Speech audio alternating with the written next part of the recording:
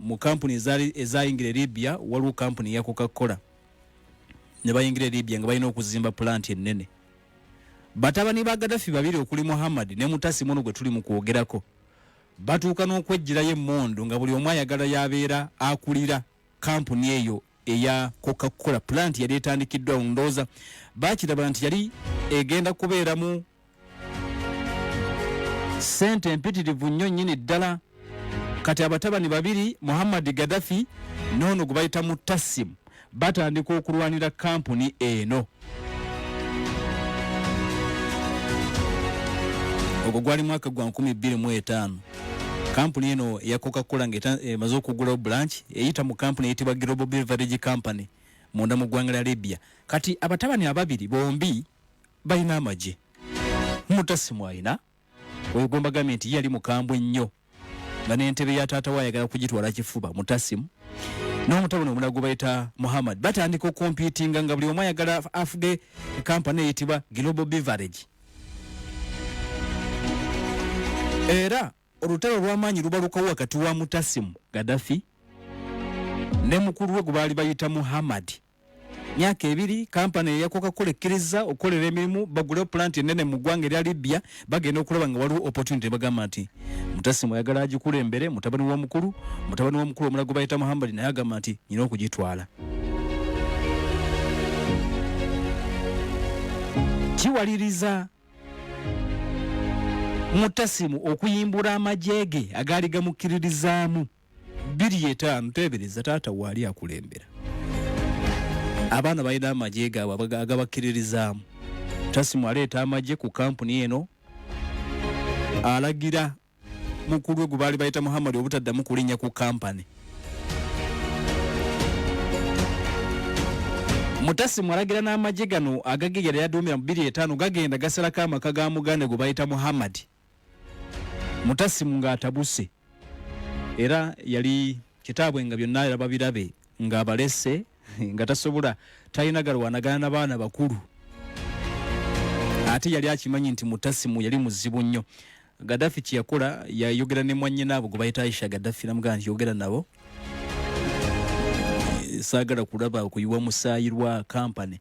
Era Aisha Gaddafi yatuuza abaana bano babiri Muttassim Gaddafi ne Muammar Gadaffi ne bakkaanya balabika okuba nti bonna bajjenta mu kampuni ya Coca-Cola, kampuni ya Global Beverage era igenda okuba nti ekolera Coca-Cola mu ggwanga lya Libya. Naye ebyo nambadde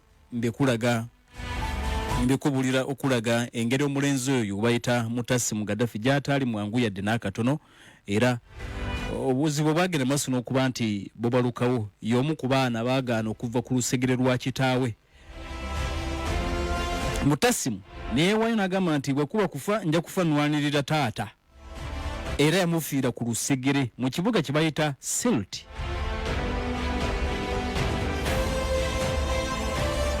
Aduumira units ziwerako mu kibuga ekiyitibwa Brega. Battle of Brega Ajidabia awajjukirwa nnyo nga musajja wattu akuba emmondo Kamala aduumira abaana bataase Gaddafi. Kyokka byonna byalinga akola wakati mu gezaako okwenganga abayekera baali bayogera okutwala kitaawe. Yafisanga wakadde nga making sure nti olubiri oluyitibwa Babu Ali Aziziya lubeera ne security emala. Biseera bingi nga bwakwasaganya ebye Brega ate ne wano ku Babu Ali Aziziya ng'abeerawo nnyo. Era omutabani ono agezaako okudduka n'ekitaawe embeera ng'etabuse. Aduumira ba royalist abaali basigaddewo okutaasa mukama waabwe ate nga kitaawe Gaddafi baabatta bonna.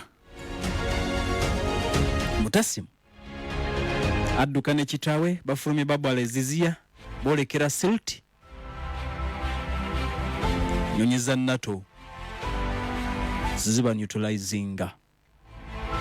Afane kitaawe ku lunaku lwe lumu Muttassim Gaddafi.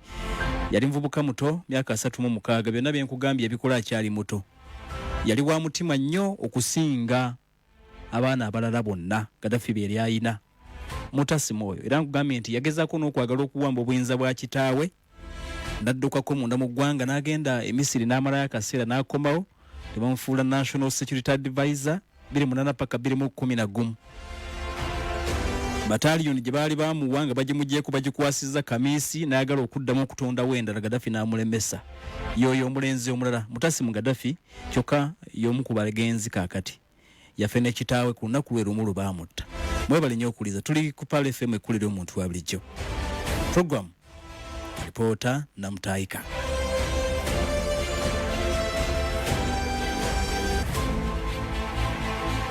Mbagambye nti olwali tusazeewo okunoonya ku famire ya Gaddafi.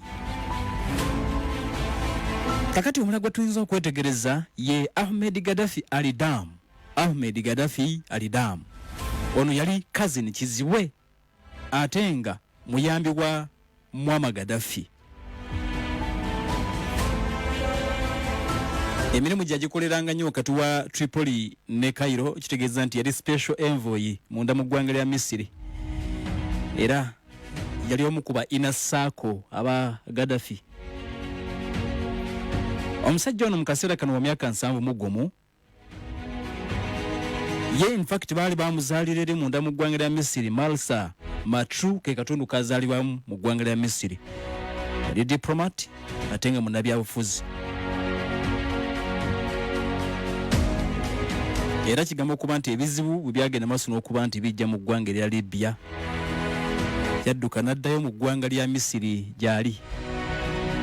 Kizibu wa Gaddafi gwe bayita Ahmed Gaddafi Alidam naye ava mu famire eri yennyini ya Gaddafi y'abakada gye baali bayita eggwanga erya Gaddafi lye baali bayita Kadadifa gyali asibuka naye nga ye ate baamuzaalira Misiri. Ahmed Gaddafi Alidam yali ku inner circle akakiiko kali akasembayo akaali kasalirawo Libya basajja ba Gaddafi ab'oku lusegere yalimu Ahmed Gaddafi Alidam. Kaseera kanali Misiri era kiruwuzibwa kuba nti ye wa myaka 71 egy'obukulu akaseera kano. Tuli ku Pale FM ekkulira omuntu wa bulijjo we naatuwuliriza w'osinziira webale nnyo webale ddala oyo Ahmed Gaddafi Alidam wakiri omutegedde. Ne wabeerawo omulago baali bayita Abdurrahman Abdul Hamid. Ono yali mutabani wa sister wa Gaddafi, kitegeeza nti yali ayita Gaddafi kojja. Yali omu ku baana ab'oku lusegere nnyo ku bakulukulu ab'oku lusegere nnyo. Yali ayita Gaddafi kojja kubanga yali mutabani wa sister wa Gaddafi Abdurrahman Abdul Hamid. Era yali omu ku baali baduumira amajaaga gaali gakkiririza ennyo mu Gaddafi mu biseera ebyasembayo esselti.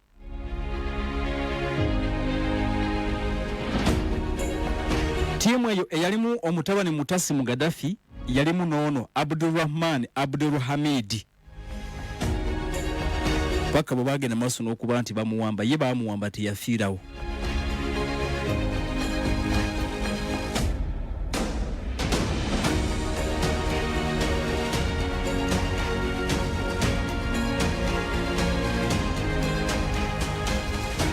Mawulire gasooka kutegeeza nti yali atiddwa abalwanyi be naye oluvannyuma ennyo kyategeerekeka nti baamuwamba mu Battle of Sirte obattira Gaddafi awo ye baawamba muwambe. Kaakati okuva olwo n'okutuusa kati ebikwata ku Abdurrahman Abdul Hamid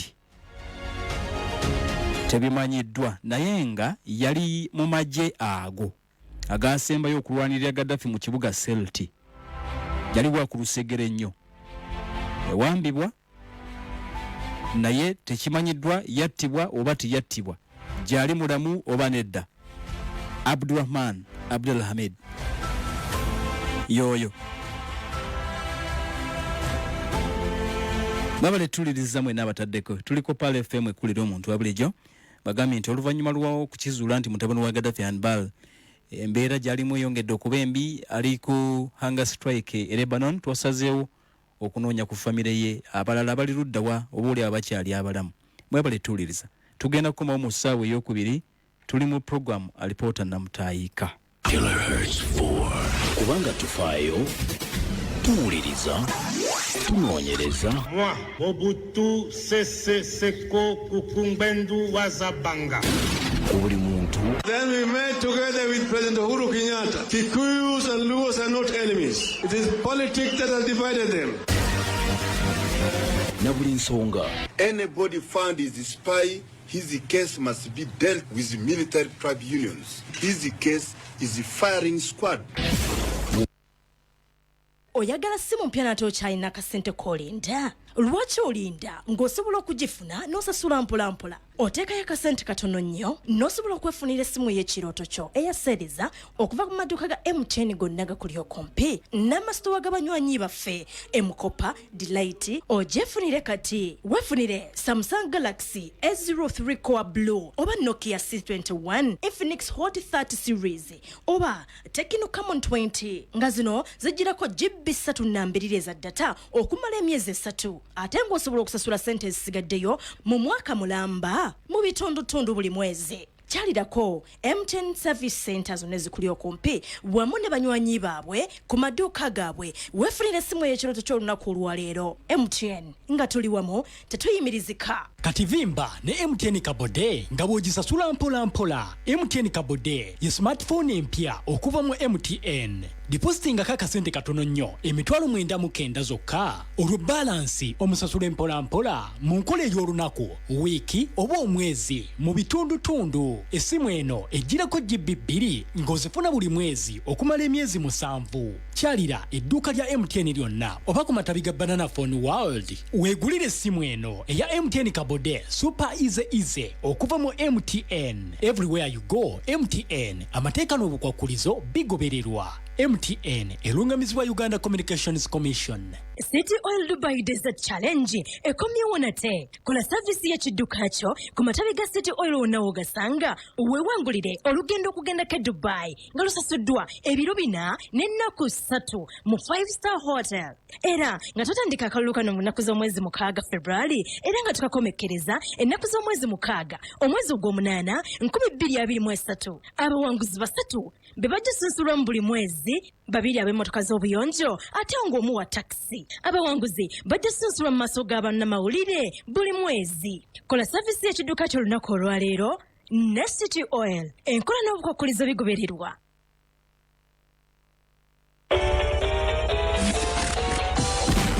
Gutuuse we gunyumira anti esiitano y'ababbingwa 2023 ebibuuzo byongedde okutuyanya abangi. Ekibuuzo kigamba nti mu kaseera kano ani amyuka omuduumizi w'eggye lya UPDF?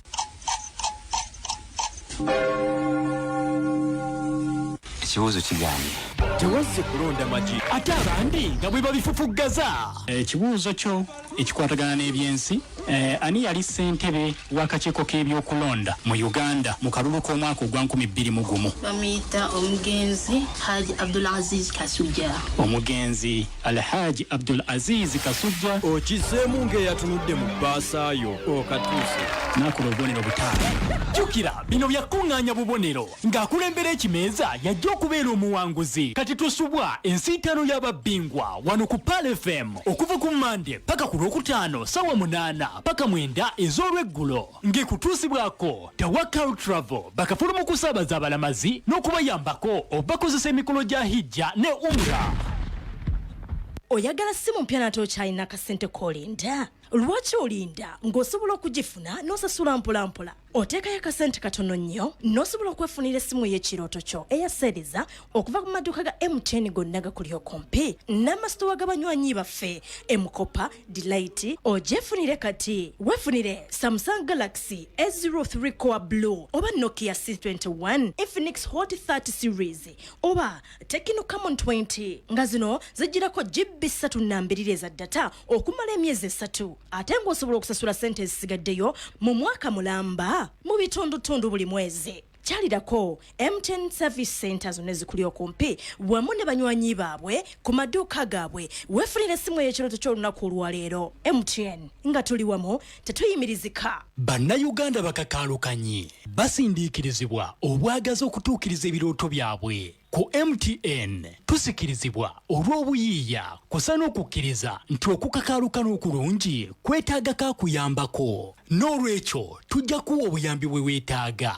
okola n'ebisinga kubanga nga tuli wamu tetuyimirizika. Everywhere you go, MTN. Elungamizibwa ekitongole ki Uganda Communications Commission. Okuva ku nguudo z'ekibuga Kampala okutuukira ddala masoso g'ebyalo ku bizinga n'emitala w'amayanja kati ejjengo lyaffe lituuka buli wamu era tubuutikidde ensi yonna. PAL FM at 12. Awatali kasiriikiriro, bigambo byereere ate nga by'amakulu, awatali bivuga wadde emboozi ezeesittaza, tukoze ebyafaayo ku mayengo g'ebyempuliziganya kati twegatteko nga tumaamira ensi yonna. Tusajja kudde PAL FM at 12. Kati vimba ne MTN Kabode nga bw'ogisasula mpola mpola. MTN Kabode ye smartphone empya okuva mu MTN. Depositinga kakasente katono nnyo emitwalo 99 zokka. Olwo balansi omusasula mpola mpola mu nkola ey'olunaku, wiiki oba omwezi mu bitundutundu. Essimu eno ejjirako GB 2 ng'ozifuna buli mwezi okumala emyezi 7. Kyalira edduuka lya MTN lyonna oba ku matabi ga Banana Phone World. Weegulire essimu eno eya MTN Kabode super easy okuva mu MTN. Everywhere you go, MTN. Amateeka n'obukwakulizo bigobererwa. MTN elungamizibwa Uganda Communications Commission. Nze Wumalu omukinjaji asinga mu kibuga, osobola okumpita original meatman oba cowboy nga nkozesa MTN nfuna obuwagizi bwe neetaaga okukuza bucha yange. Kati abantu bonna mu kibuga enjala bwe baluma bakubira omusajja omu assistant wange kati alina order 2 ze nnina okukolako. Ziri 2 okukakaluka n'okulungi kwetaagako omuntu akuyambako, n'olwekyo tujja kuteerawo embeera esaanidde osobole okukola ekisinga nga tuli wamu, teri kitulema. MTN elungamizibwa ekitongole ki Uganda Communications Commission. Omuzadde oyagala omwana waayige era akuguke mu kusoma kutubba, muzimbe kuva wansi ng'omugulira akatabo ak'omulembe akatuumiddwa kutubba akawandiikiddwa Sheikh Yasin Zaidi Waguma, omusomesa omutendeke mu Lufuka Quality Primary School. Kano ke katabo kokka akateekeddwamu kutubba ez'emiramu egy'enjawulo mu lulimi Oluzungu n'Oluwalabu. Omwana oba yenna ayagala okusoma kutubba z'asobola okwekwatako. Ab'amasomero mwenna aga primary, secondary, bayimaamu ne bamasheeki musabiddwa okugula akatabo kano mukakozese mu kutendeka abaana. Kawandiikiddwa mu lulimi olwangu ennyo. Gw'omusuubuzi n'owakamukamu kasange mu Lufuka Quality Primary School Endejje oba ku Eke Islamic Center oba kuba ku ssimu eno noti 7 noti emu 2 19 16 ne noti 7 noti emu 95 25 noti 8. Amawulire agakagwawo. Mu mawulire gaffe leero, MTN erongoseza mu daily voice bando zaayo. Kati osobola okukuba ku mikutu gyonna ku muwendo gwe gumu. Kati osobola okwogera ne Goleti Kasobe, Amos Embalala, Obi Eggulu ne Isima Ejjinja ku bando y'emu. Ababaddewo bagamba nti kino tebakirabangako. Nyigabonyeze *1 oba kozesa My MTN app okuteekako MTN Daily Voice Bundles. Sigala ku mukutu osobola okufuna amawulire amanyuvu okuva mu MTN kubanga nga tuli wamu tewali kitulema. MTN enkola n'obukwakulizo bigobererwa. MTN erungamizibwa Uganda Communications Commission. Amawulire agakagwawo. Mu mawulire gaffe leero, MTN erongoseza mu daily voice bando zaayo. Kati osobola okukuba ku mikutu gyonna ku muwendo gwe gumu. Kati osobola okwogera ne Goleti Kasobe, Amos Embalala, Obi Eggulu ne Isima Ejjinja ku bando y'emu. Ababaddewo bagamba nti kino tebakirabangako. Nyigabonyeze *1 oba kozesa My MTN app okuteekako MTN Daily Voice Bundles. Sigala ku mukutu osobola okufuna amawulire amanyuvu okuva mu MTN kubanga nga tuli wamu tewali kitulema. MTN enkola n'obukwakulizo bigobererwa. MTN erungamizibwa Uganda Communications Commission. Akyatuliza ku PAL FM ekula eri omuntu wa bulijjo weebale nnyo weebali eddala. Yenzo omukugulu kungunu okutuusaako byonna byogenda maaso n'okuba nti owulira akaseera kano kennyini. Omwannyinaze Rahma oli Saudi Arabia otuwuliriza oli Jidda obadde obuuza katambi kabadde London ndooza tujja kaleeta enkya mu inside story nja kwogera ku wali ku mutimbagano mu inside story nenga we bali kuliriza tulabira abali e Saudiya Tata Maka we bali nnyo we bali ddala okutuuliza n'okutugoberera namwe nabataddeko wonna w'osinziira at least okutuuliriza we bali nnyo we bali ddala tuli mu alipoota ya leero irondodde family ya Gaddafi wajeri mu kaseera kano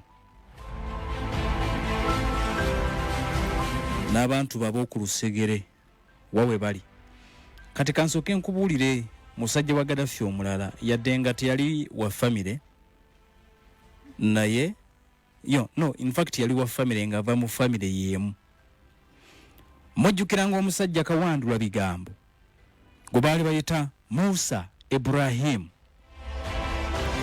akaseera konna nga gavumenti ya Gaddafi egenda okugwa message omusajja yakubanga press conferences kumpi buli saawa nga mawulire galina okutubuulira agambye atya baali bamuyita Musa oba Musa Ibrahim Gaddafi omwana oyo yayogera omwana yakuba press conferences oyo Musa Ibrahim Musa Ibrahim buli ekyali kigenda maaso ku ground ng'alina okujja akitubuulire Musa yali minisita wa nsonga za mawulire information minister era yali omwogezi omukulu ddala ali official wa Gaddafi yasavinga paka gavumenti eno yagenda maaso n'okuba nti egwa Musa kati mbategeezezza nti Musa Ibrahim ono yayogera nga agumya bannansi ba Libya n'okutwaliza wamu ensi yonna nga buli ekyali kigenda maaso e Libya nti mawulire gawandiika sayidi eno nga gagamba nti bannange abasajja abannato bongedde okusemberera olubiri olwa Babu Ali Aziziya mutabani wa Gaddafi gwe bayita Muttassim Gaddafi yafudde embeera mu bitundu eby'Zintaani eyongedde okutabuka embeera mu kitundu ekitibwa Benghazi abayekera batabuse tuba tuli awo nga Musa Ibrahim ajja agamba nti no si bwe kiri amagye g'eggwanga gali mu control Sirti Zintaani Benghazi embeera eri mu nteeko essaawa yonna tugenda kuddamu buli kimu tukitereeze ebyo yabyogera not until nga Gaddafi attiddwa teyasirika not until nga mukama we Gaddafi yatiddwa Musa Ibrahim kale nno omusajja ono okusooka kankutegeeze nti yali ava mu famire mu tribe yemu eya Gaddafi be baali bayita bakadadifa esiruti eyo famire tribe eggwanga lya Gaddafi kuba famire ya Gaddafi kati eggwanga mu baali bava lyali lyerimu kadadifa ebyobufuzi yali abitegeera Musa ono kubanga abisoma ku University of Exeter myaka g'12 awo ng'abeera munda mu ggwanga eritibwa erya Bungereza Royal Harrow University of London Bungereza yavaayo ng'amaze emyaka 15 kitegeeza nti olulimi Olungereza lya lutegeera bulungi nnyo abantu abazungu era amanyi bwe beeyisa era bamwanguyiranga nnyo mikutu gy'amawulire egy'ebweru wa Libya bamutuukirangako bulungi nnyo nnyini ddala kati nga 19 August 2011 amawulire gaali gategeeza nti muganda we brother we yali attiddwa obunyonyi obwo Apache obwasindikibwa NATO katundu ako ke bayita Zawiya embeera bw'etabuka ekibuga Tripoli nga kyongedde okulabika nti kitabuse NATO yongedde okisuulako bomu emirundi mingi avaayo n'agamba nti kyali kikolebwa kyali kimenya amateeka n'abagamba nti no mugende maaso n'okuba nti musirisa wabula newankubadde amagye ga NATO emirundi mingi mu lutalo Tripoli bamuli bubi yavangayo n'agamba nti bannange musirise, naye yategeeza nti basirikale ba Libya baali bakyali ready okudifendinga ekibuga ekiyitibwa Tripoli.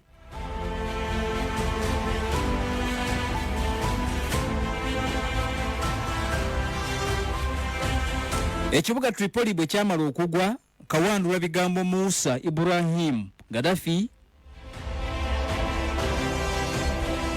yatandika okunoonya ekkubo erimufulumya era yadduka ne Saif al-Islam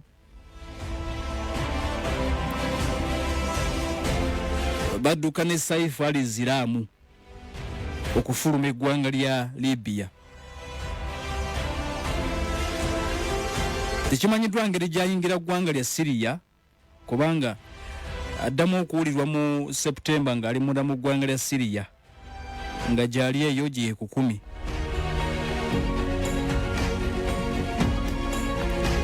Addamu okwogera ng'agamba nti ali silti, naye akigamba okuba nti tekyali kituufu nga eggwanga yali amaze okulabika nti alifuluma. Musa Ibrahim 2014 kigamba okuba nti ono yali ali munda mu ggwanga erya Misiri. Mu 2014 era nakati kirowoozebwa bulowoozebwa. Emikutu gy'amawulire olw'ensonga nti gyali gimuyinako contact gyasigala gyogera naye nga bw'aba aweereza videos tayogera waali. Musa Ibrahim yali omwogezi wa gavumenti ya Gaddafi, newankubadde nga akawunti ezisinga zirumiriza nti ono mu kaseera kano ali munda mu ggwanga erya Misiri. Musa Ibrahim Gaddafi oyo yasinga okwogerera gavumenti ya Gaddafi mu biseera ebyasembayo n'okugumyanga bannansi nti weetuli.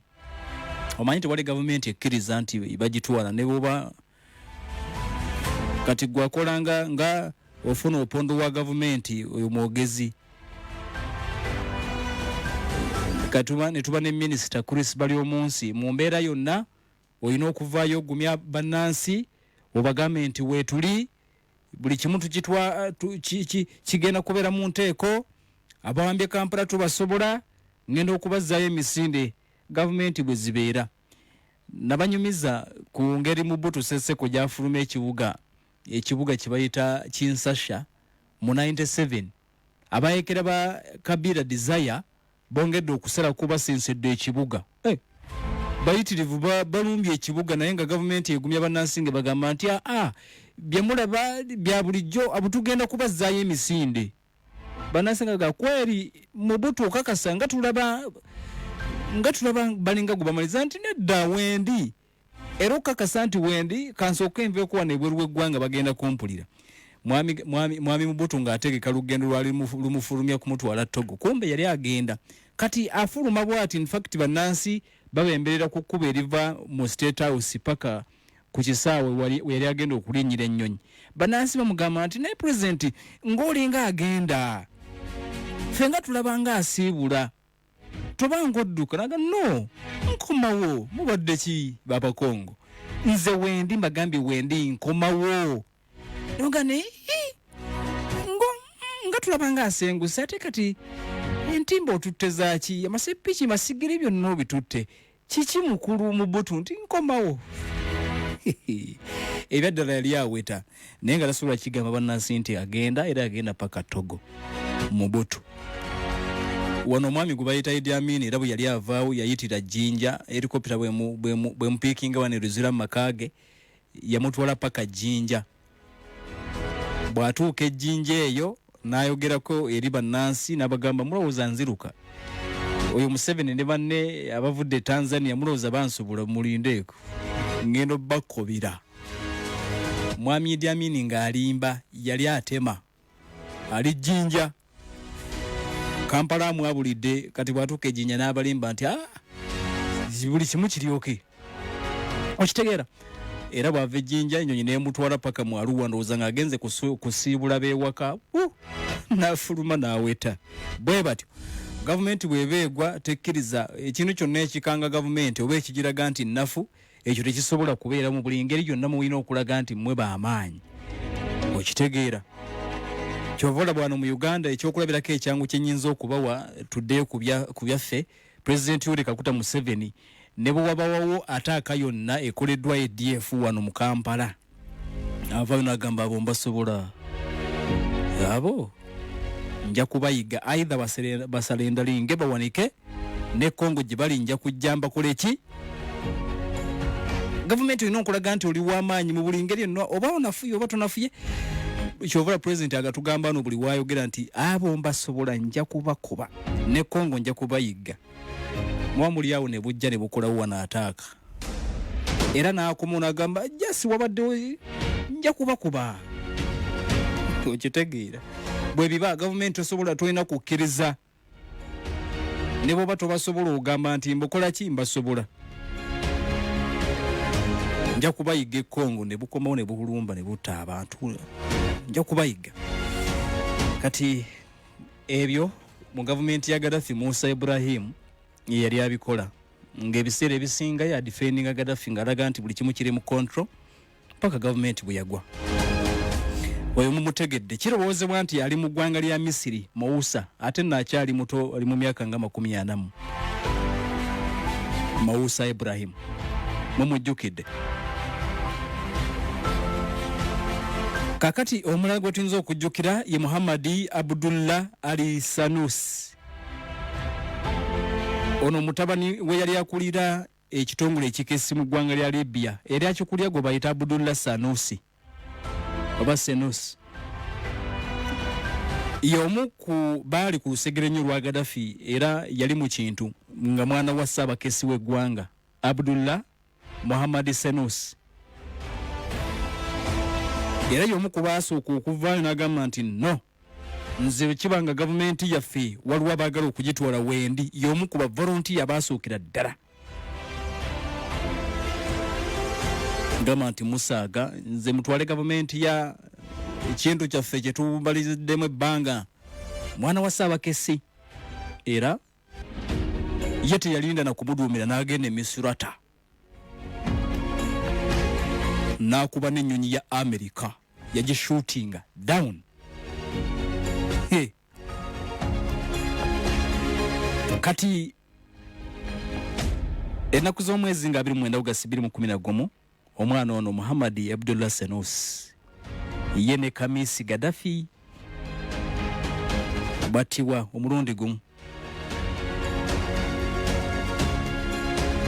batibwa omulundi gumu yali nno muto ku myaka 30 naye ng'omutima ayina wawaggulu nnyo yeewaayo alwanirire Gaddafi baamutta mangu ne mutabani wa Gaddafi gwe bayita Kamisi baali mu Kamisi brigade omwo Misirata tebyatambula bulungi nattibwa y'omu ku balenzi abato ddala abaali bayiwawo omubiri kugwa ku lwa Gaddafi naye yattibwa mangu yali ku inasaka eyo kati mbagambe nti yali mutabani wa ssaabakesi w'eggwanga lya Libya naye nga balina oluganda ku famire ene yali eya Gaddafi oluganda lwe ngenda okubuulira kati nkubuulira ebikwata ku kitaawe ssaabakesi yennyini gwe baali bayita Abdullah Sanusi Chief Intelligence era akulira ebyekikesi byonna ate nga mukoddomi wa Gaddafi okitegedde kati ono yali mukoddomi owa Gaddafi sister wa Gaddafi yali yafumbirwa Abdullah Sanusi kitegeeza nti omulenzi gwe mbadde nkubuulira yali ayita Gaddafi kojja omukono amukwasa ebyekikesi byonna eby'eggwanga lya Libya tiyali sister wa Gaddafi yali mulamu wa Gaddafi yali mulamu wa Gaddafi kati katugambe nti mu Luganda wano ewaffe tumuyita musanji omuntu nga mwawasa mu famire yemu yali baali bawasa mu famire yemu mulamu wa Gaddafi gwe baali bayita Fatima Fakash ye yali mukyala wa Abdullah Sanusi yali ssabakesi mu gavumenti ya Libya. Gaddafi mukyala we gye baali bamuyita Safia Fakash. Kati nga muganda wa Fatima Fakash eyali mukyala wa Abdullah Sanusi baali basanji nga bawasa mu family yemu. Yali head military intelligence.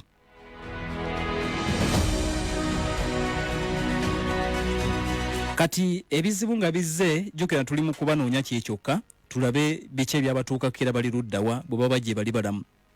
Ennaku z'omwezi nga 17 Maachi omwaka gwa 2012 gavumenti emaze okugwa. Senusa Mule gategeeza nti yali akwatiddwa ku kisawe kye bayita Naukot mu ggwanga lya Mauritania. Era gavumenti ya Libya empya yalizzeeko n'esaba ono bamuzze ewaka.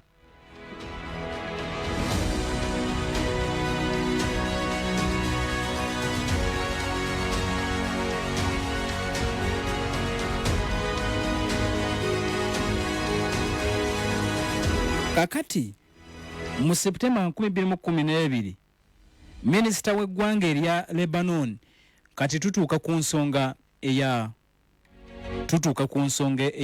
Musa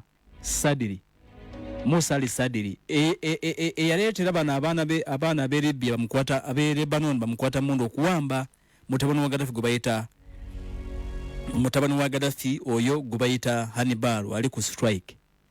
Kati Abalebanoni bajjukira mu 2012 nti ono yali wa mugaso nnyo mu byokwerinda bya Libya Abdullah Sanusi kuba yali ssabakesi. Minisita wa Lebanon ow'ensonga z'eby'eggwanga mu 2012 Adnan Mansour abuuza batandika okubuuza musajja mukulu ono gwe bayita Abdullah Sanusi nti owaayi tubuulire mukama waffe Imaamu Musa Sadiri yabuulira wa, era nti agamba nti Imaamu Musa Sadiri yattibwa nti balina argument y'amaanyi nnyo ne Gaddafi.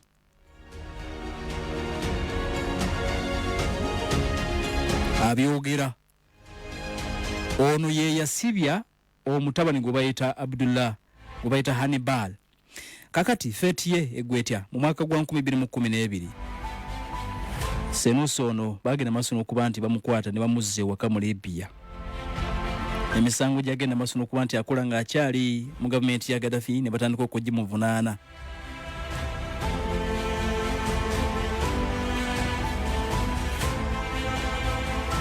Newankubadde nga kooti y'ensi yali mwetaaga naye emuvaako mwaka gwa 2014 olw'ensonga nti ewaka mu Libya baali batandise okuba nti bamuwozesa. Mu 2015 Sanusi ono bamusindika ku kalabba baga nti biwakola ng'ogwe ssabakesi w'eggwanga ng'amaanyi mukyalina maanyi mukyali mu buyinza genda ku kalabba. Kati ekitundu gye yali ava Sabuha ne Brak bannansi bayo baali bamukkiririzaamu nnyo nga bagamba nti oyo bwe mumuteekera ku kalabba mugenda kutulaba. Eggwanga ly'abantu abayitibwa ba Magaluha mwe yali ava ne bagamba nti ekitundu kino tugenda kusalako amazzi gonna agava ku mugga oguyitibwa the Great Man-Made River. Amazzi agasapulayinga ekibuga Tripoli gonna gava wano.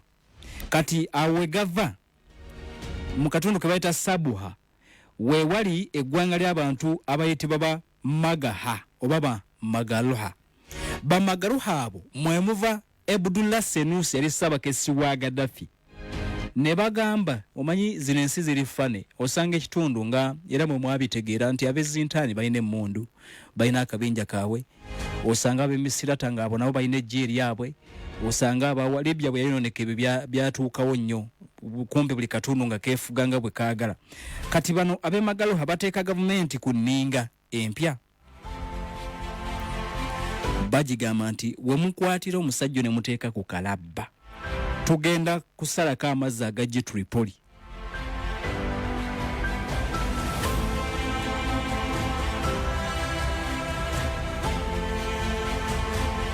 abalwanyi bano ne bagezaako n'okuleka nti bamujja mu kkomera mwaka gwa 2017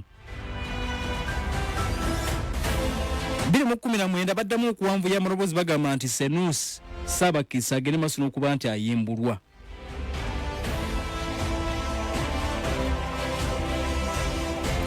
Abiri mu gumu bamukwata mundu bano abamukkiririzaamu okuva mu ggwanga mu yali ava basalako centers omuva amazzi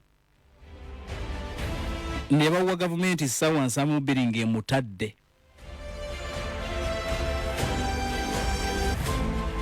Kati omwaka oguwedde 2022 mu Julayi Senus abadde akyali mu kkomera bayita Rada Special Deterrent Forces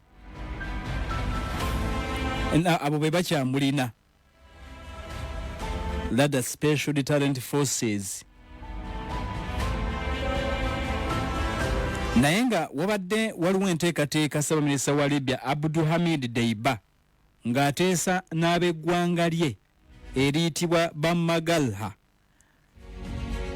bateesa balabe engeri gye banaamutamu. Ono yali Ssaabakessi wa Libya. Gavumenti yamusalira ekibonezo kya kuteekebwa kalabba naye tebaakamuteekako. Akazito kaateekebwawo tribe ye ne bagamba nti singa bamuteeka ku kalabba bajja kusalako amazzi gonna ekibuga Tripoli ge kikozesa. Bajja kukuba senta z'amazzi we gava era Sabuha ne Brak.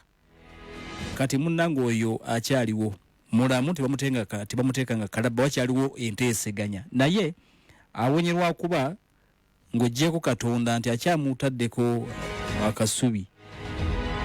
Abantu be bateekawo embeera ne bagamba nti temujja muteeka kalabba naye yali Ssaabakessi w'eggwanga lya Libya era kigema okuba nti bingi byakola wansi wa gavumenti ya Libya oba ya Gaddafi yali aweereza nga ye Ssaabakessi kubanga kiba kifo kinene ddala atuliriza mu gavumenti.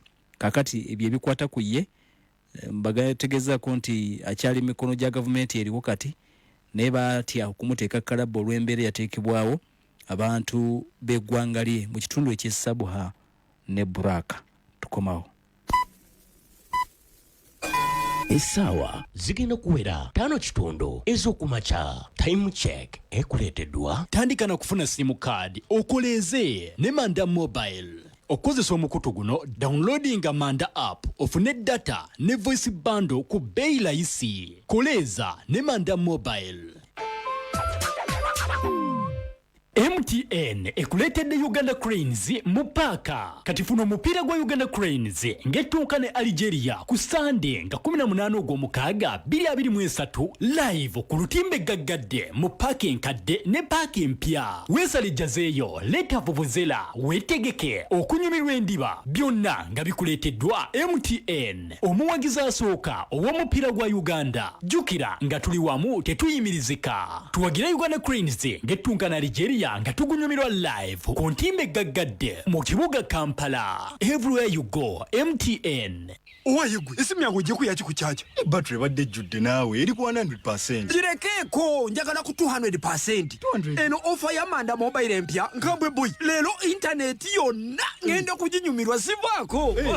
Koleza gula simu kadi ya Manda Mobile ku 200 zokka. Ejjirako MBs ez'obwerere, eddakiika ez'obwerere, SMS ez'obwerere ne momo w'obwerere. Osobola n'okufuna bando ya GB 2 okumala wiiki ku 15 zokka. Okukozesa layini ye ya Manda Mobile nyiga *149# oba genda ku Manda app. Manda Mobile. Koleza ekolera wansi w'amateeka ga UCC. Go, we go. Uganda Cranes we go. With MTN we go. To Africa. Uganda Cranes ekomyewo. Laba omupiira gwa Uganda Cranes gezanya Algeria ku Sunday nga 18 Juni 2023 mu kusunsula abaneetaba mu AFCON wa 2024 live ku Fufa TV. Tegeka omujozi gwo n'ebivuga ku lw'omupiira guno era tuwagire Uganda Cranes yaffe. Bikuleeteddwa MTN, omuwagizi namba emu ow'omupiira mu Uganda. Nga tuli wamu tewali kitulema. MTN erungamisibwa Uganda Communications Commission. okuva ku nguudo z'ekibuga Kampala okutuukira ddala masoso g'ebyalo ku bizinga n'emitala w'amayanja kati ejjengo lyaffe lituuka buli wamu era tubuutikidde ensi yonna PAL FM at 12. Owayegwe esimu yange ojje kuyaki ku charge battery badde judde naawe eri ku 100%. Girekeeko njagala ku 200%. Eno offer ya Manda mobile empya nkambwe boy leero internet yonna ngenda kuginyumirwa sivaako. Koleza gula sim card ya Manda mobile ku 200 zokka ejjirako MBs ez'obwerere eddakiika ez'obwerere SMS ez'obwerere ne momo w'obwerere. Osobola n'okufuna bando ya GB 2 okumala wiiki ku 15 zokka okukozesa line ye ya Manda mobile nyiga *140# oba genda ku Manda app. Manda mobile koleza ekolera wansi w'amateeka ga UCC. Bannayuganda bakakaalukanye basindiikirizibwa obwagazi okutuukiriza ebirooto byabwe. Ku MTN tusikirizibwa olw'obuyiiya kusa n'okukkiriza nti okukakaalukana okulungi kwetaaga kaakuyambako. N'olwekyo tujja kuwa obuyambi bwe weetaaga okukola n'ebisinga kubanga nga tuli wamu tetuyimirizika. Everywhere you go, MTN erungamizibwa ekitongole ki Uganda Communications Commission.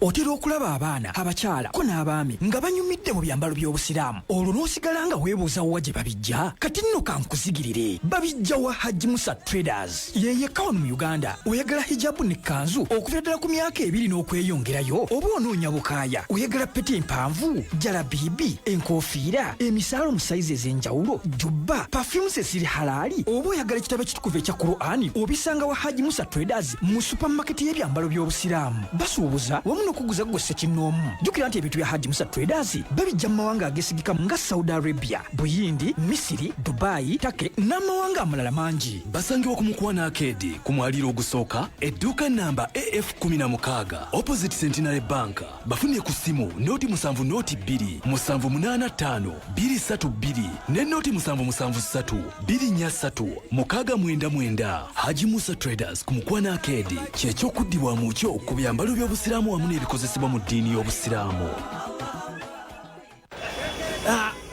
Gwe mukubo naawe kati ate nengero ono ekkubo olizibye. Obudde bunkutte kati ate laba noono ng'okozesa MTN Momo osobola okuwona akavuyo n'edduka w'okuzza abaana ku ssomero weewala akalipagano k'ebidduka ennyiriri empanvu n'okuzunga ng'osasula school fees. Nyiga *155*8 noti hashi oba kozesa Momo app okusasula fees mu ngeri ennyangu eyeesigika ate ey'omulembe. MTN enkola n'obukwakulizo bigobererwa. MTN Mobile Money erungamizibwa banka enkulu eya Uganda. Nze Wumalu omuchinjaji asinga mu kibuga osobola okumpita original meatman oba cowboy nga nkozesa MTN nfuna obuwagizi bwe neetaaga okukuza bucha yange. Kati abantu bonna mu kibuga enjala bwe baluma bakubira omusajja omu assistant wange kati alina order 2 ze nnina okukolako. Ziri 21. Okukakalukana okulungi kwetaagako omuntu akuyambako n'olwekyo tujja kuteerawo embeera esaanidde osobole okukola ekisinga nga tuli wamu teri kitulema. MTN erungamizibwa ekitongole ki Uganda Communications Commission.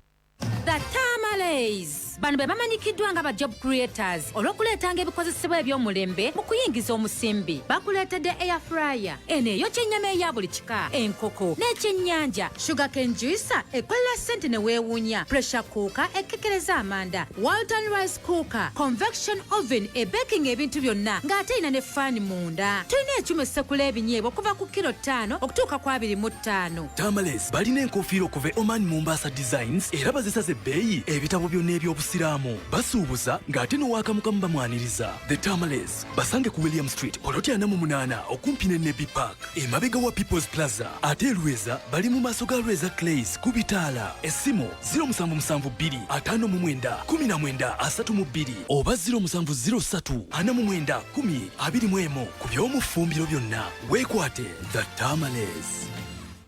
wasowaganye ne munno oyagala kwebuuza ku nsonga yonna mu busiraamu oba kusomesa munda mu ggwanga ne bweru waalyo nandiki okubalira ezzaka okukola hijja ne umura weeyune aljannatu ghaya basangibwa bakuliko bitaala abeetaaze bafune ku ssimu eno noti 7 notemo 4 noti 5 776 oba kubira Sheikh Umar Swidiki ku noti 7 noti 3 8 3 16 oba ku Chairman ku noti 7 noti 2 8 7 2 aljannatu ghaya. Abaana okudda ku masomero si kyakudda mu stress. Ennyiriri empanvu mu banka n'okulinda obudde obuwanvu ebyo byakoma dda kati osobola okusasula ebisale by'essomero eby'omwana wo ng'okozesa school pay ku Trust Mobile oba kuba agenti bafa ba chap wonna w'obasanga ng'oyagala okuyiga okozesa enkola eno tukubireko ku noti 8 noti 22 noti 5 noti oba ogoberere n'okutuweereza obubaka ku mikutu gyaffe egya social media ku Facebook, Twitter, okumanya ebisingawo. Finance Trust Bank, putting women first. Finance Trust Bank, ekubirizibwa banka enkulu eya Uganda. Era nga sente z'oteekayo zikuumibwa Deposit Protection Fund of Uganda okutuukira ddala ku miliyoni 10. Copper bouquet ya antenna for only 16k. Star Times ekwanjulidde bouquet mpya ya antenna Copper bouquet. Sasula busasuza omutwalo gumu mu kakaga buli mwezi weefunire Copper bouquet onyumirwe ebisanyusa ku ST Novella E, Tsunami, PBO, MUTV, Nat Geo Wild, BBC n'endala nyingi zonna ku Copper bouquet. Nyumirwa ne channels endala ku miwendo egisoboka. Bakasitoma ba Antenna Nova nyiga star M85# oba star M65# tukuyunga ku Copper bouquet. Star Times Copper, new bouquet, beautifully packaged. Hey, Copper.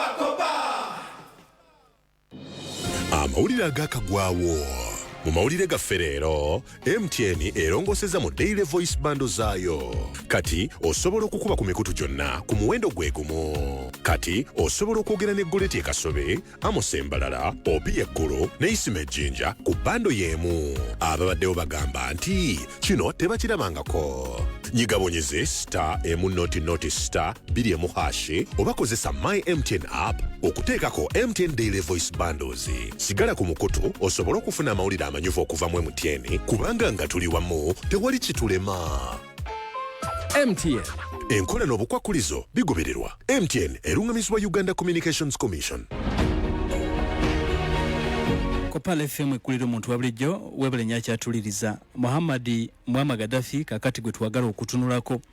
Muhammad ono ye mulenzi omukulu wa Gadaffi, yali omukulu mu baana bonna aba Gadaffi newankubadde baali bamulaba nga possible successor, naye kigambo okuba nti ebyobufuzi yali abigenda kitono era tiyali interested yadde omulundi ogumu n'akatono. Akaseera kunake yabeerawo gavumenti nga ya kitaawe ng'ekulembera, yali musajja mukakkamu nnyo ekyenkanidde mukulu waabwe Muammar Gadaffi okujjako saga yokka yaliwo ku ye ejjukirwa nnyo mwaka gwa 2005 era gye nkunyumirizaako.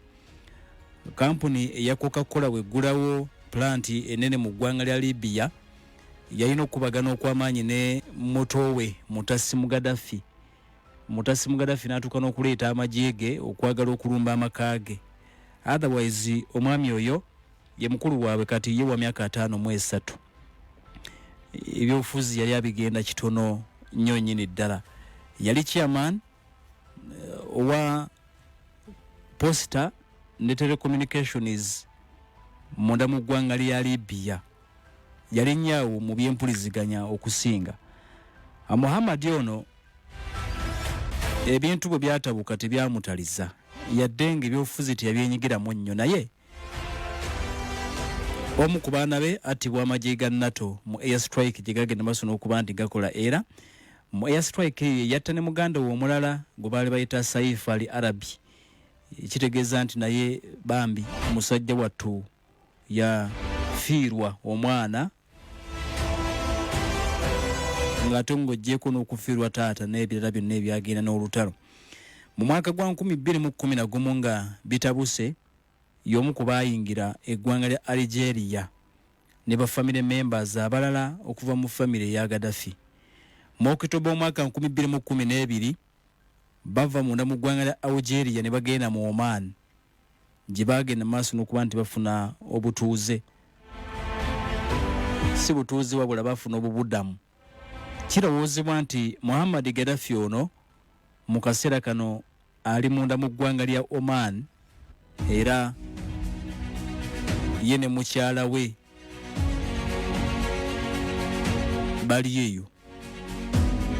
Yali omukulu myaka 53 gy'alina. Mutabani wa Gadaffi omukulu era yamuzaala mu mukyala wa Gadaffi yasookera ddala. Gadaffi amuzaala mu mukyala we yasookera ddala baali bamuyita Fatiha Ali Nouri. Yazaala Muammar Gadaffi oyo myaka 53 mu kaseera kano ali munda mu ggwanga erya Oman gy'abeera. Kakati mutegedde oyo gyali. Ono tumwogeddeko katono ye Saifu Ali Arabi y'omu ku baagenda maaso n'okuba nti battibwa. Saifu Ali Arabi, Sword of the Arabs, ekiso ky'Abawarabu erinnya lye ekyali litegeeza. Naye yattibwa wakati mu lutalo ya strike ezaagenda maaso n'okuba ne zikolebwa ze zaamutta ne mutabani wa Muhammad oli gwe nkutegeezezzaako. Ono omwana yawangalira nnyo munda mu ggwanga lya German.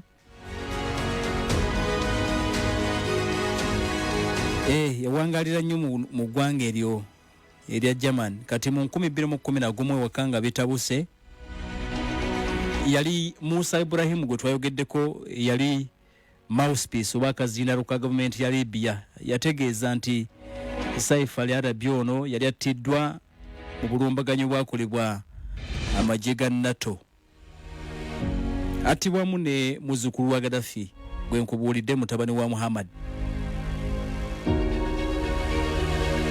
Newankubadde ng'ebifaananyi tebyagenda maaso n'okuba nti bivaayo era abamu bagamba nti mu early stages ez'olutalo Musa Ibrahim ono yayogera nnyo ku bazzukulu n'abaana abato abaali battibwa nti nga baagala ensi bakwatibwa ekisa nti amagye gano agaali gazze ate okutaasa nti bannalibya ate gaali ku bannansi ba Libya nga gabatugumbula. Naye yattibwa otegedde Saifu Ali Arabi.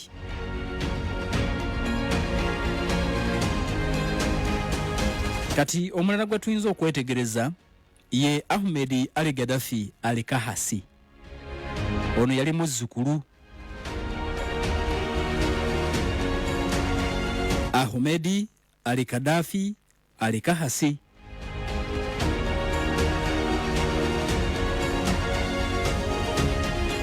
Omuzzukulu ngambye nti yali wa Muhammad. Ono ye yali yawasa muwala wa Gadaffi gwe bayita Aisha. Yali kano mu magye g'eggwanga lya Libya. Naye yattibwa wakati mu lutalo. Ye bamutta nga 26 Julayi omwaka ogwa 2011 baakuba kompawundi ya Gadaffi. Ono bbawa Aisha teyagenda maaso n'okuba nti alutonda. Yali wa myaka 41 attibwa. Baali bafumbiriganwa ne muwala wa Gadaffi mu mwaka gwa 2016 era nga balina abaana bana, babiri ku bo nga bafu.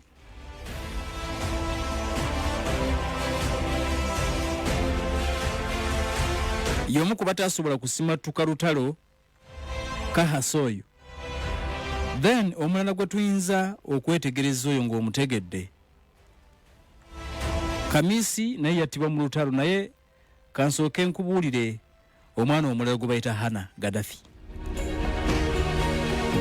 Ono yali muwala naye ye yafa amabega eri mu mwaka gwa 1986 amagye ga America bwe gakola olulumba ku lubiri lwa Gadaffi mu mwaka 1986. Hana Muammar Gadaffi yali mwana naye nga Gadaffi tamuzaala, yali adopted. Nga bona afuna omwana n'omulabirira nga si wo, yali just adopted. Nti obulumbaganyo obukolebwa ku lubiri olwa Babwalazizia mu mwaka gwa 1986 bwe bagenda maaso n'okuba nti bufiiramu omwana ono Hana Gadaffi.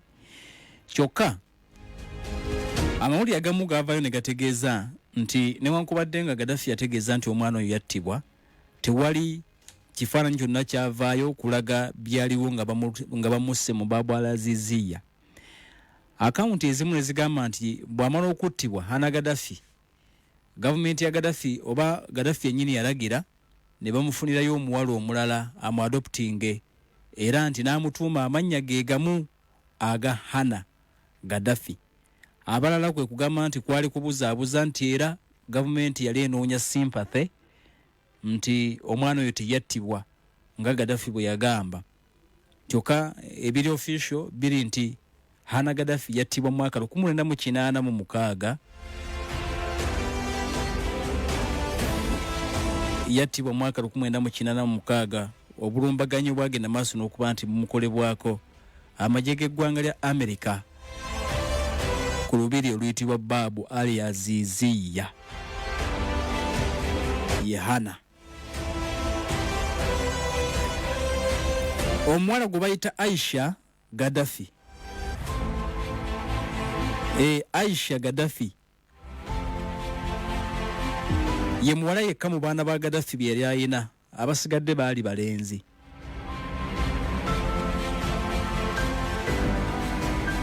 Ono mu kaseera kano wa myaka giri 46.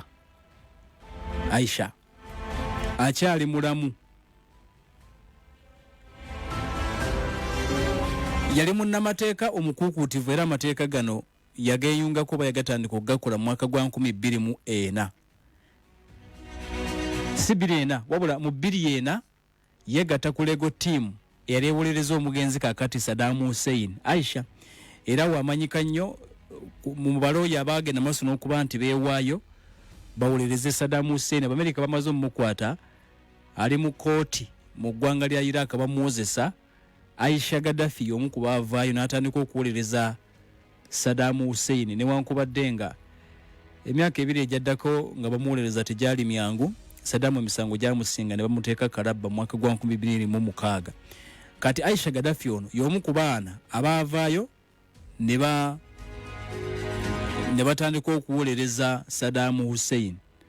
Then wabeerawo keesi endala ejja eya Muntazali al-Zaidi. Muntazali al-Zaidi ono ye munnamawulire munda mu ggwanga lya Iraq eyagenda maaso n'okuba nti yeevaamu ng'enkoko emire ensanafu, n'akwata engatto n'azikuba President George Walker Bush Junior wa America we yali akyaddeko mu Iraq. Olwo Saddam agudde, Bush agenzeeko mu ggwanga lya Iraq okwogerako okulambula emirimu nga bwe gyali gikolerwa. Jjukira abasirikale ba America gye bali. Kati mu press conference mwennyini omusajja ono gwe bayita Muntazali al-Zaidi akwata engatto ze 2 azikasukira Bush, mugamba nti eno yaba namwandu ba Iraq, eno yaba orphans bamulekwa basigala olutalo lwaleeta wano azimukuba yadde nga Bush yazeewoma. Omusajja ono baamukwata ne batandika okumuwozesa. Aisha Gaddafi n'avaayo abeera omu ku balooya ba Muntazali al-Zaidi ono. Kati 2011 y'omu ku bayingira eggwanga lya Algeria nga bitabuse baisorosa munda mu ggwanga lya Algeria bamuteekako ban February 2011 obutatambula mu mawanga agawerako. I show you. Algeria jingira nga 27 August 2011. Jukira nti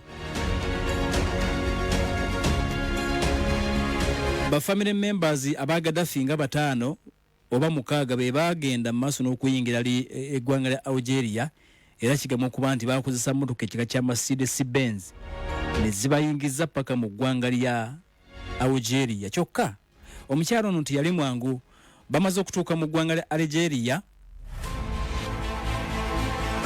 babagamba nti mwefuge, tetwagala kuwulira muntu yenna ayogera kintu kyonna. Aisha yagaana okusirika era nti lumu asanga ekibumbe kya pulezidenti wa Algeria ebiseera ebyo Bouteflika kisamba.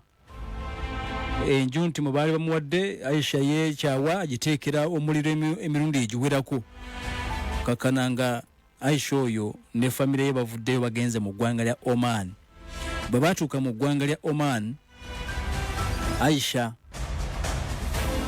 teyabandalayo n'avaayo n'ayolekera eggwanga lya Jordan. Era akaseera kano Aisha abeera mu kibuga bakiyita Amman mu ggwanga lya Jordan.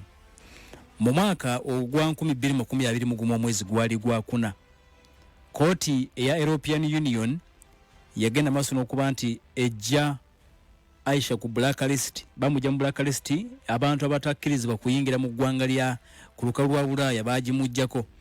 Kooti ng'egamba nti yali takyalina buzibu bwonna eri emirembe, peace and security mu Bulaaya, nga waddembe okutambula ogenda wayagala. Naye mu kaseera kano ali mu kibuga ekiyitibwa Amman, Jordan. Enfunda eziwerako yagezaako n'okuloopa Madame Fatou Bensouda, nga yagala oyali muwabi wa kooti y'ensonga mu biseera ebatira Gaddafi, nga yagala bamunnyonnyole lwaki kitaawe yattibwa. Ekirala nga yagala bamuddemu ebibuuzo bingi, engeri gyali looya abuuza nti abalumba Libya ni yabawa olukusa nnato wali osinzirwa n'ebirala byonna, engeri gyali looya, naye bambi byonna yagezaako tebyakola.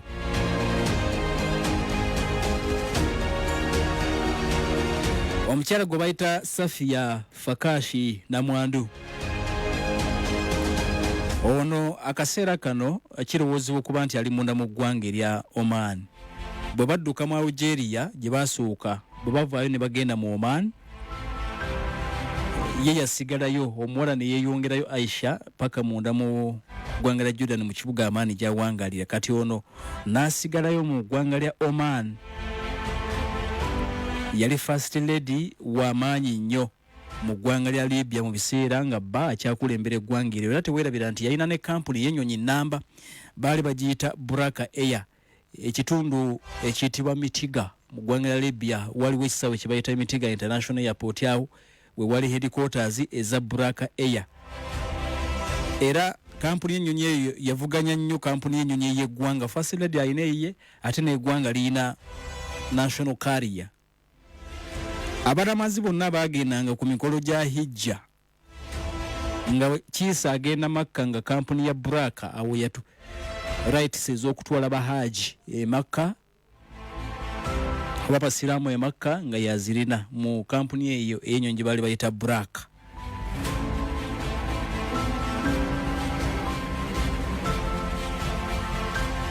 Kati yoyo mukwano gwaffe atuliriza gwe tujja okusemba naye olwakadde ye mutabani abasigadde baafa, Kamisi afa, kati asemba ye Saadi Gaddafi. Saadi ono okusinga ali mu nabyamizannyo, era yakaputeeningako ttiimu y'eggwanga ey'omupiira. Newankubadde bagamba nti kaaliya ye okusinga byali bya bufuzi, nti taata engeri gyali president omupiira yitagutegeera bulungi. Wa myaka giri 50 beddu, kyokka naye amagye nga taata we bamutuwala yagaduumirako special force, yagenda maaso n'okuba nti agiduumirako Saadi. Kati Saadi ono newankubadde naye ebiseera ebyokutwala kitaawe tebyamutambule bulungi, bamukwata ne bamusibako. Mu mwezi ogw'omwenda Septemba omwaka ogwa 2021 ne bamuyimbula. Mu kaseera kano Saadi Gaddafi ali mu ggwanga lya Turkey gy'awangaalira.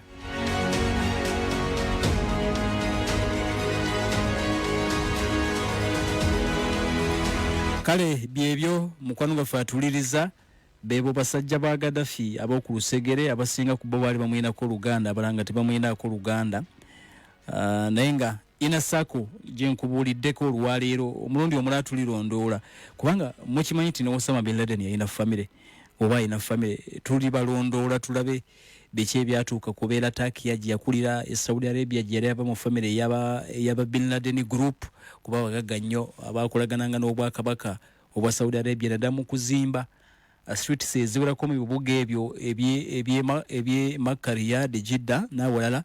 Kampani ya taata wa Osama bin Laden yazimbanga kati ndowooza tulifuna akadde nayo ne tugirondola naye nga eya Gaddafi eyo inasaako ab'oku lusegere nnyo abaana n'abakyala n'abazzukulu bye byabatuukako abaafa abalamu waakiri otegedde gye bakyali mbagambye nti mutabani gwe bayita Muammar Gadaffi akyali ku hunger strike era kigamba okuba nti embeera gyalimu mbi ddala wali mu kkomera e Lebanon gye baamusibira webale tuliriza alipoota namutayika bwetu bwegenze yenzo omukugu Lukungunuhu Pale FM ekulira omuntu wa bulijjo nga bulijjo gy'oba ogenda maaso n'okuba nti owuliriza kankwagaliza akaseera akalungi programu zendala za Pale FM zigenda kutuukako naye nze nja kuba nkomawo inshallah olunaku lw'enkya mu programu ya The Inside Story musigale nga mutuliriza. Assalamu alaikum wa rahmatullahi wa barakatuh.